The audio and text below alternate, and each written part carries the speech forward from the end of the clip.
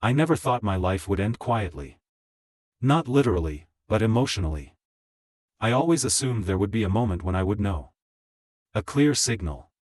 A crisis. Something that would force me to wake up and say, this isn't the life I wanted. That moment never came.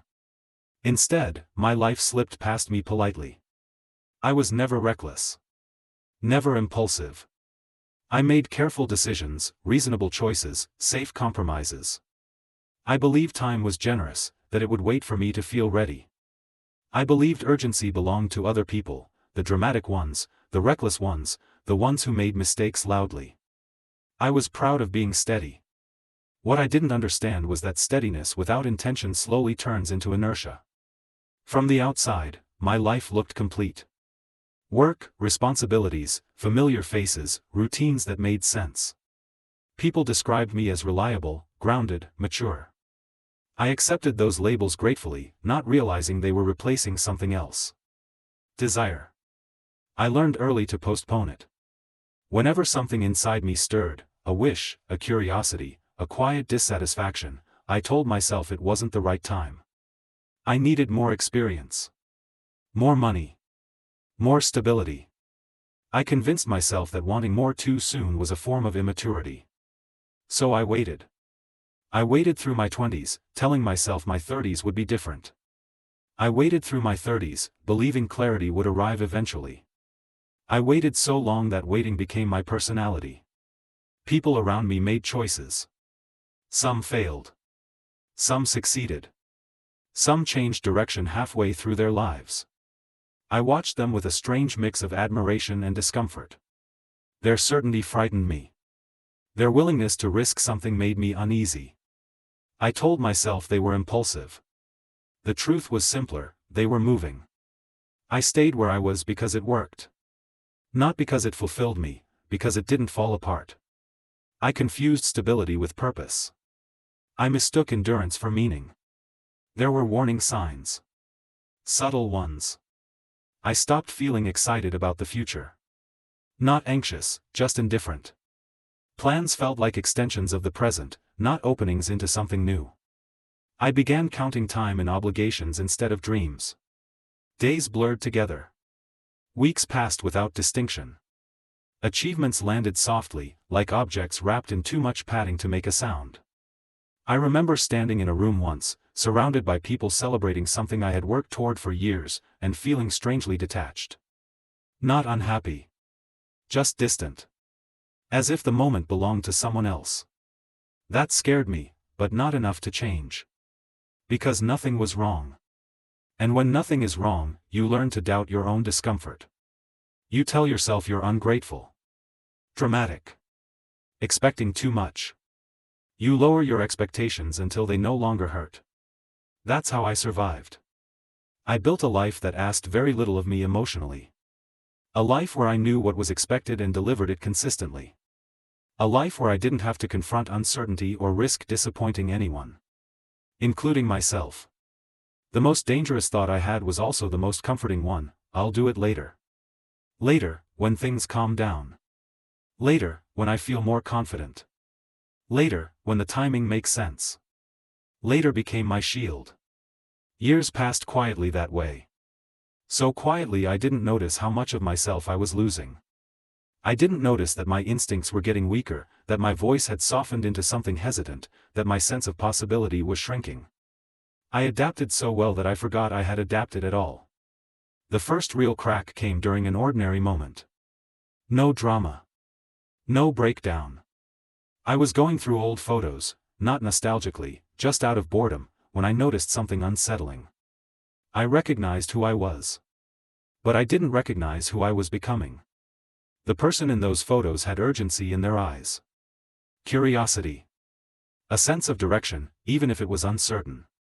They wanted things. They believed time mattered. I looked at myself now and realized I had traded that urgency for comfort without ever consciously deciding to.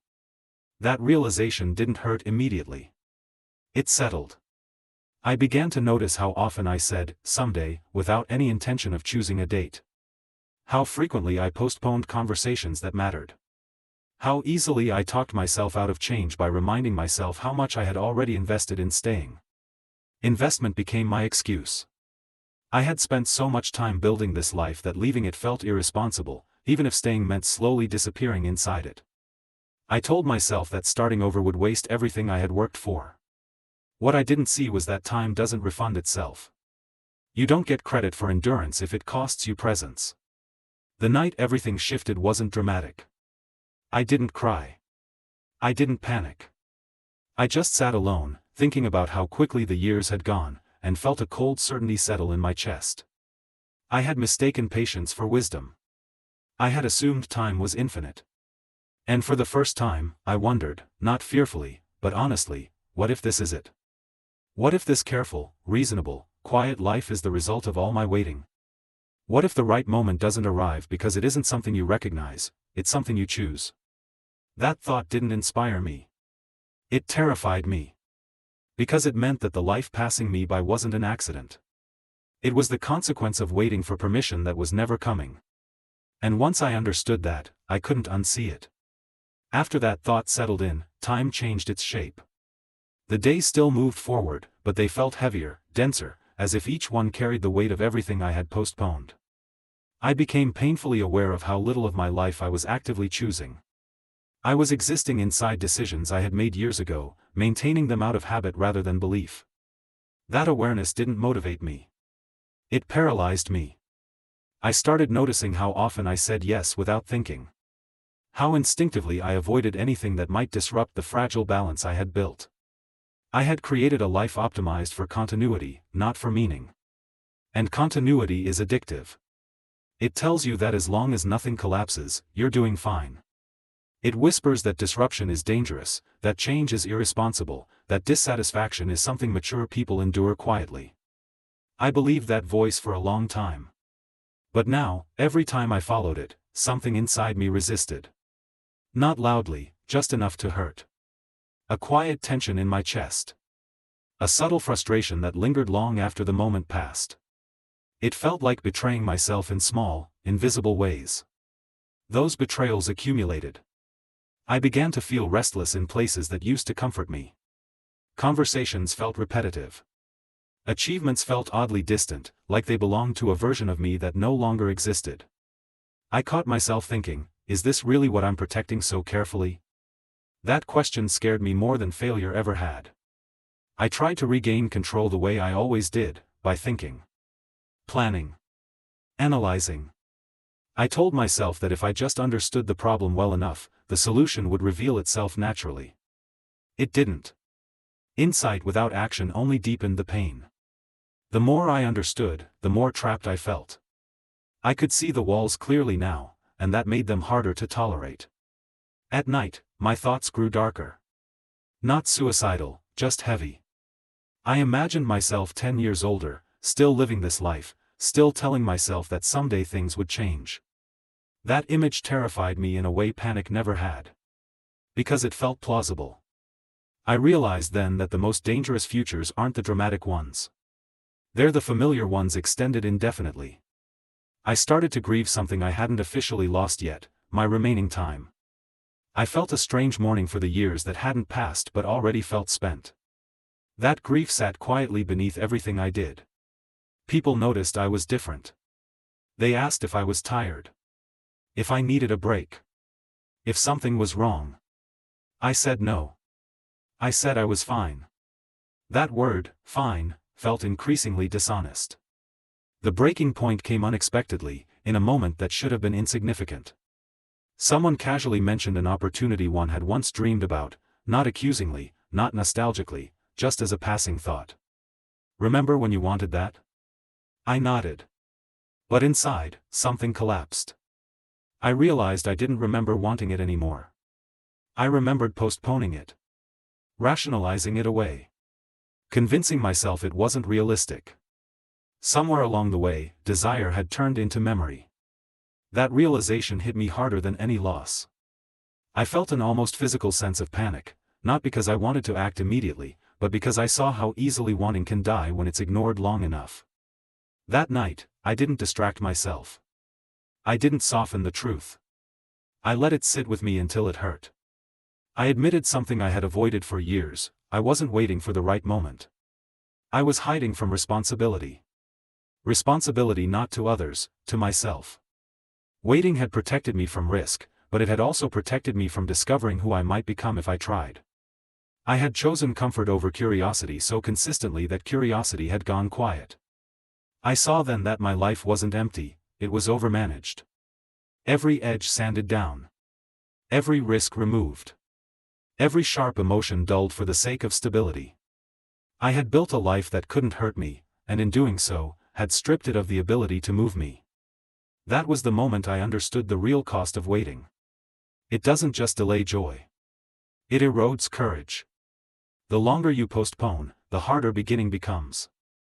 Not because it's impossible, but because you no longer trust yourself to want anything strongly enough to endure discomfort. That realization didn't push me into action right away. It did something quieter but more dangerous. It made staying unbearable. Every routine felt like consent. Every postponed decision felt like a betrayal I could no longer justify.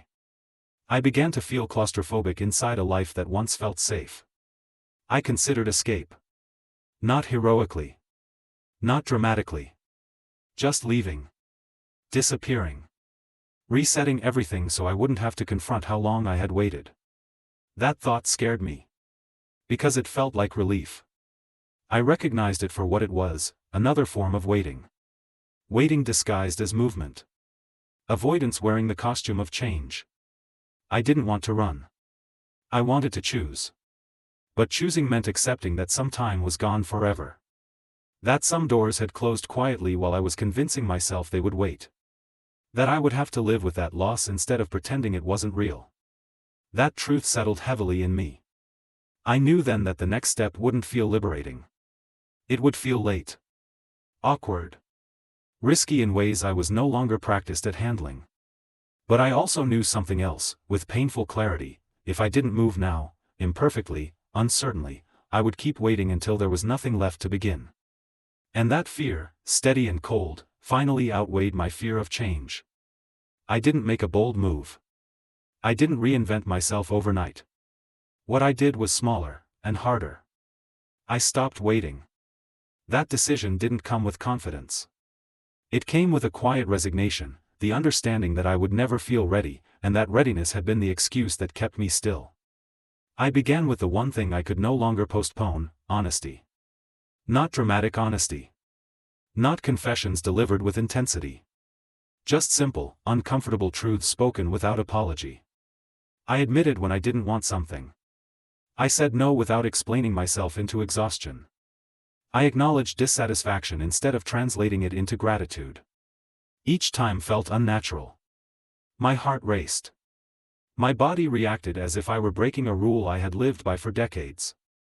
The instinct to soften, to delay, to retreat rose immediately. This time, I stayed. I learned quickly that choosing late feels different than choosing early. There is less innocence in it. Less optimism. Late choices carry weight, the weight of time you can't get back, of paths you didn't take, of versions of yourself that will never exist. That weight never disappears. But it doesn't have to paralyze you either. I had to grieve the life I didn't live before I could step into the one still possible. That grief surprised me. It wasn't loud. It was steady. It showed up in ordinary moments, when I realized how cautious I had become, how unfamiliar risk felt, how much effort it took to trust my own desire. I let that grief exist without rushing to turn it into motivation. Because grief is honest. It told me exactly what waiting had cost: not just time, but confidence. Momentum. Faith in my own instincts. Waiting had taught me to doubt myself so thoroughly that even my desires felt negotiable. Relearning trust took time. I started making decisions without perfect clarity. Accepting that some choices would be wrong, and that wrong choices were not the end of a life. They were part of having one. I stopped treating mistakes as proof that I should have stayed still. Movement changed me. Not dramatically. Gradually. Time began to feel different again. Slower. Heavier. More present. Days no longer blurred as easily because they contained decisions I could point to and say, I chose that. That didn't make life easier. It made it sharper. I felt fear more clearly. Disappointment more honestly. Regret more deeply. But I also felt something I hadn't in years: agency. The understanding that whatever came next would be mine to carry. Some things didn't survive this shift. Certain expectations dissolved. Some relationships revealed limits they had always had but never needed to show. I learned that not everyone benefits when you stop waiting. That loss hurt. But it hurt less than the thought of returning to a life where everything stayed intact at the cost of my presence. The hardest part was forgiving myself for the time I lost. There were days when regret whispered that it was too late, that beginning now was pointless, that I had already missed whatever mattered most. I learned not to argue with that voice. I let it speak, and then I chose anyway. Because the truth is, starting late is still starting. And waiting longer would not recover a single lost year. It would only add to them. I don't pretend my life became extraordinary. It didn't. What it became was deliberate. I stopped living as if time were something to be managed and started living as if it were something to be spent intentionally. That shift changed how I measured success. Not by how safe things felt. Not by how little disruption I caused. But by how present I was inside my own choices. I no longer wait for the right moment. I recognize it now for what it always was, a story I told myself to avoid the responsibility of choosing. If someone listening to this feels that familiar heaviness, the sense that life is happening beside you instead of through you, I want you to understand something clearly: you don't wake up one day having lost your life. You lose it slowly, every time you postpone yourself. I thought I had time. And then my life passed quietly, politely, without resistance, until I finally noticed. I can't reclaim what's gone. But I can decide what happens next. And this time, I don't wait.